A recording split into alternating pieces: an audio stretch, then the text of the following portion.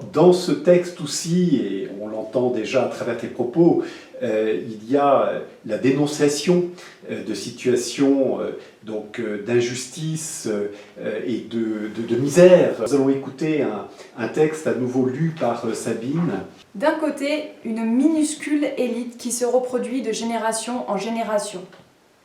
De l'autre, la masse obscure de ceux qui sont nés dans le mauvais quartier de toutes les grandes métropoles. Les enfants sauvages du béton.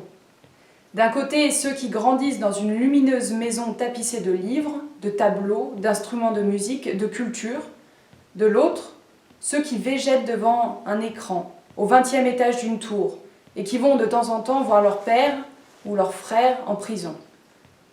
D'un côté, ceux qui vont en vacances 5 fois par an, prennent des cours de ski, de violon, partent à Londres ou à New York peaufiner leur anglais, et ceux qui, à 10 ans, descendent dans une cave pour apprendre à couper le shit avec des lambeaux de pneus et de l'huile de vidange. À 15 ans, ces jeunes qui grandissent dans des caves ont déjà échoué à tout. Décrochage scolaire est un euphémisme. Échec scolaire, échec social, famille disloquée. Ils s'expriment avec 200 mots, souvent les leurs, bricolés dans les sombres chaudrons de la haine. Ils ont poussé comme des chats sauvages, entre des carcasses de bagnoles volées et du béton tagué. Ils savent qu'ils seront partout les derniers. Leur seul espoir d'exister, d'attraper un instant de lumière, est l'école du vol, du trafic et du crime. Cet argent immédiat qui s'obtient sans diplôme devant la porte C du bâtiment H. Les moins téméraires visent le RSA, le chômage. Pour les plus dégourdis, une planque à la métropole. Ascenseur social, quel mot magnifique.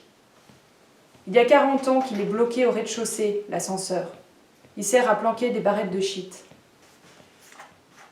C'est un tableau très sombre, je dirais, de ces quartiers, en particulier de ces cités autour de Marseille que tu connais. Tu dis à ce propos, il vaut mieux emprunter l'autoroute de la délinquance que le chemin laborieux de l'école. C'est ce que j'ai ressenti, moi, durant toute mon enfance. C'était une manière de nous en sortir, rentrer dans le milieu marseillais pour avoir de l'argent. Et je fréquente deux milieux maintenant, deux milieux qui sont à l'opposé et que vient de lire Sabine.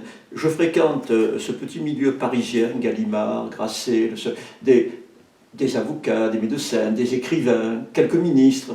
Et je vois comment ils vivent en petits cercles fermés, très parisiens, très coupés du monde. Et je vais depuis 30 ans, on l'a dit, dans les prisons. Deux mondes qui ne se rencontreront jamais. Deux mondes opposés, deux mondes tellement loin l'un de l'autre. Personne ne peut se comprendre. Et le fossé est de plus en plus profond. Et ce que je dis dans ce tract, c'est que ce fossé qui s'agrandit d'année en année et qui n'existait pas vraiment quand j'étais petit. Dans ma classe à Marseille, malgré tout, dans mon quartier, il y avait le fils du médecin, le fils de l'avocat, le fils du commerçant, le fils du chômeur, le fils du tueur, tout le monde était réuni. Aujourd'hui, ce n'est plus le cas. Quand je vais dans les quartiers nord, quand je vais au lycée Saint-Exupéry ou dans tous les collèges des quartiers nord, il n'y a pas un seul fils d'avocat, de médecin, encore moins de député. Non, pas du tout. Ils sont tous soit dans des écoles privées, soit de l'autre côté de Marseille, dans les grands lycées. Que dans les années 50, il y avait 30% d'enfants du peuple dans les grandes écoles, il y en a 5% aujourd'hui. Où est le progrès? Donc l'ascenseur social ne marche plus. C'est pour ça que je réponds à ta question. L'autoroute pour gagner de l'argent aujourd'hui, c'est pas de devenir avocat. Ils ne deviendront jamais avocats. Ils ne deviendront jamais médecins. Ils ne deviendront même jamais instituteurs. Donc la voie royale pour se faire du blé, c'est le shit dans les caves. Et maintenant la cocaïne ou le crime. Voilà. C'est aussi monstrueux que ça. Dans chaque prison, 3 odeurs dominent. Celle de la soupe, du désinfectant administratif et de la souffrance. Combien de détenus m'ont dit « J'avais oublié toutes les autres odeurs ». Un jour, j'ai écrit le mot figuier, le mot septembre, et brusquement tout est remonté. L'herbe mouillée des matins d'automne, la brume qui accompagne une rivière, le bruit de l'eau, celui des chiens de chasse, la saveur extraordinaire d'une figue encore couvertes de rosée, ces 1000 graines pourpres sucrées. Je crois que toute la littérature est là. Elle nous permet de retrouver ou de découvrir les régions les plus écartées, les plus ténébreuses de nous-mêmes. Au fil des saisons, dans notre atelier, chacun par l'écriture s'approche de ces monstres, les désigne, les apprivoise. Pour descendre dans ces puits sans fond, ils attendent souvent le dimanche et la nuit. Durant ces longues heures, pas de parloir, d'avocat, de courrier, rien que le silence intemporel des miradors. Chaque fois que je franchis les portes blindées d'une prison et que les surveillants fouillent mon cartable, il me semble que j'apporte à ces hommes mieux qu'un 38 spécial, une lime ou un téléphone portable.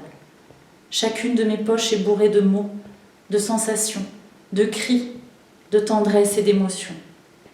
La plus belle phrase que l'on m'ait jamais dite, même dehors, revient à un détenu qui est entré dans sa 15e année de prison. Je suis content quand tu arrives parce que tu sens la voiture, la femme et la forêt.